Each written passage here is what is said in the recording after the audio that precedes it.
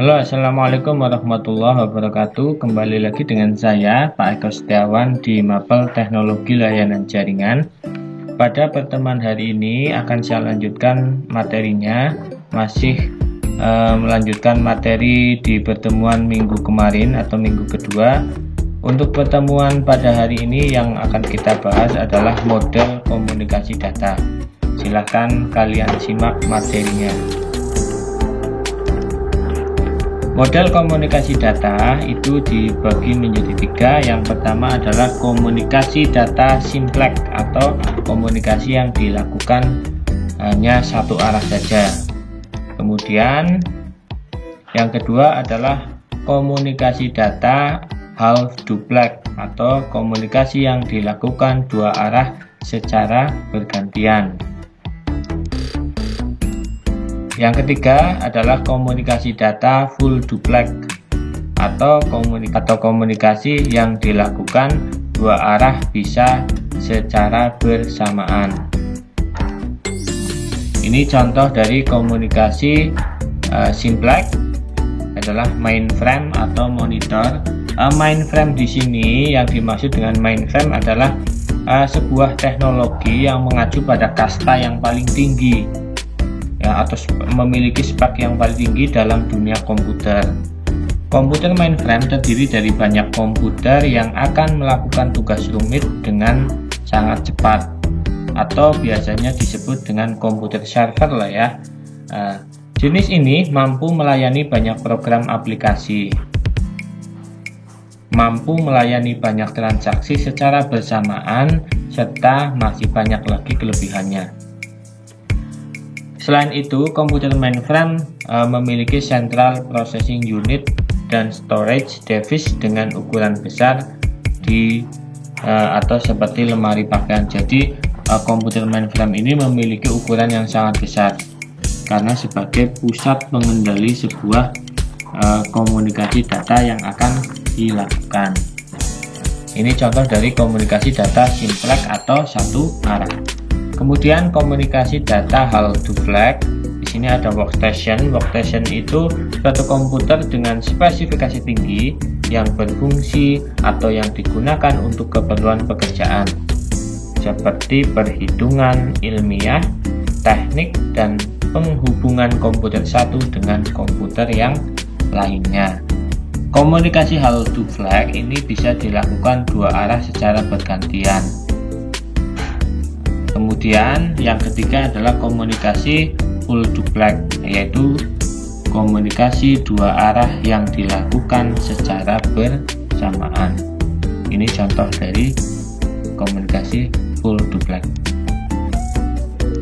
Selanjutnya adalah komunikasi data simplex atau komunikasi satu arah.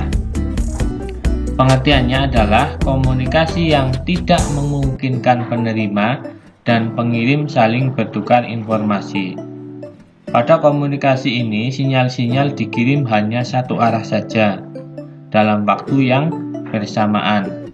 Karena melalui satu arah saja, komunikasi ini tidak terjadi secara interaktif. Informasi hanya disampaikan melalui satu titik saja. Dalam model komunikasi data satu arah, di mana penerima tidak dapat memberikan informasi balikan. Contohnya, ada siaran TV, siaran radio, di mana satu sumber memberikan informasi kepada pendengar atau penonton saja. Namun, dari pihak pendengar atau penonton tidak dapat berkomunikasi atau memberikan informasi secara langsung melalui jalur tersebut.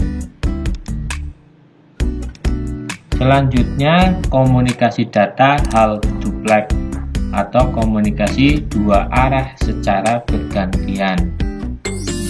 Pengertiannya, metode ini memungkinkan komunikasi antara dua belah pihak, yaitu pengirim dan penerima, dapat saling berbagi informasi dan berkomunikasi secara interaktif, tetapi tidak dalam waktu yang bersamaan, artinya secara bergantian.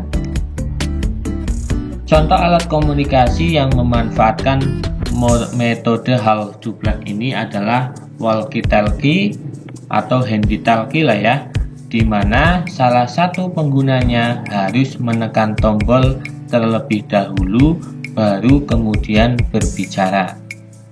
Sementara itu pihak yang lain mendengarkan. Intinya adalah kedua pengguna walkie-talkie ini pada satu waktu hanya satu pihak yang dapat berbicara, sedangkan pihak yang lain hanya bisa mendengarkan saja. Apabila keduanya mencoba berkomunikasi secara bersamaan, dalam artian mereka mencoba berbicara secara bersamaan, maka akan terjadi collision atau tabrakan data. Selanjutnya, komunikasi data full duplex atau komunikasi dua arah secara bersamaan. Metode ini memungkinkan komunikasi antara kedua belah pihak dapat saling berbagi informasi dan berkomunikasi secara interaktif dan dalam waktu yang bersamaan. Alat komunikasi yang menggunakan metode ini adalah telepon, handphone, dan sebagainya. Umumnya, alat yang memanfaatkan metode komunikasi ini menggunakan dua jalur komunikasi. Selanjutnya, komponen komunikasi data. Elemen-elemen komunikasi data ini dikelompokkan menjadi 5 bagian atau yang harus ada ketika kalian melakukan komunikasi data. Yang pertama adalah pengirim, kemudian harus ada penerima, harus ada pesan atau data yang dikirim, kemudian ada media pengirimannya, kemudian yang terakhir adalah protokol atau ada aturan-aturan ketika kalian berkomunikasi data. Kita bahas satu persatu. Pengirim adalah piranti yang mengirimkan data berupa komputer, alat lainnya seperti handphone, video kamera, dan lain yang sejenis. Kemudian penerima adalah piranti yang menerima data, juga bisa berupa komputer, alat lainnya seperti handphone, video kamera, dan lainnya. Yang ketiga atau yang selanjutnya, pesan atau data adalah informasi yang akan dipindahkan, bisa berupa apa saja, baik teks, angka, gambar, suara, video, atau kombinasi dari semuanya. Yang selanjutnya, media pengiriman adalah media atau saluran yang digunakan untuk mengirimkan data, bisa berupa kabel, cahaya, maupun gelombang magnetik. Yang terakhir adalah protokol, adalah aturan-aturan yang harus disepakati oleh dua atau lebih alat untuk saling dapat berkomunikasi.